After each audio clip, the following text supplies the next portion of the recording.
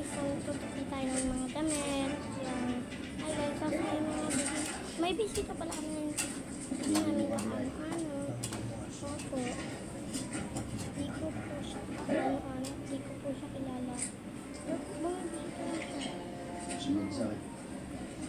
Ito kay shirt.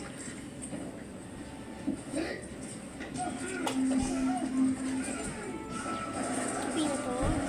Busog kalaban niya. Oo na rin. Tupi na rin to. Tupi na rin. Tupi na rin. Tumili pa. Hintayin niyo yung